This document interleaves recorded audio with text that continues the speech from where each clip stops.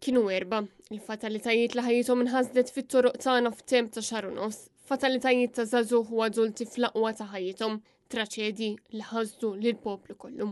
Però jidher li din ir-realtà mhix ta' inkwieta l-Ministru Chris Bonet li huwa responsabbli mit-traffiku u l-infurzar fit-toroq ta' pajjiżna. Fl-aħħar ġimgħat kienu bosta dawk li talbu għal aktar infurzar fit-toroq ta' pajjiżna. Hekk kif issa li żdied l-ammont ta' karozzi qed jaraw li għandu jkun hemm iktar sorveljanza propju biex jiġu evitati l-inċidenti. Madankollu l-Ministru Chris Bonet ħarab kompletament milli jwieġeb id-domandi leġittimi dwar din is-sitwazzjoni.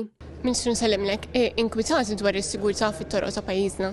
Lejn inkwetat fuq statements bħal ma għamel Karola Kwalina fil-Parlament. Naħseb li dawk huma l-vera affarijiet li għandna jinkwitawna fil-pajjiż. Fis-sigurtà fit-toroq ma tinkwitax, kellna 4 fatalitajiet f'xahar u nofs. Irrispondejtek sakemm Karola Kwalina bqed tkellem dak il-mod jien għaddew risposti santikom. U mhux fuq Karola Kwalina qed nistaqsik fuq is-sigurtà? Naf. Fl-aħħar jimġi rapportat li bosta inċidenti anki dawk li kienu fatali seħħew minħabba sewqan b'veloċità eċċessiva jew kaġun ta' irregolaritajiet oħra. Madankollu l-Ministru rifjuta li jagħti serħan il-moħħ lill-poplu Malti u Awċi dwar soluzzjonijiet li dan il-Gvern jista' joffri biex jonqos il-periklu fit-toroq.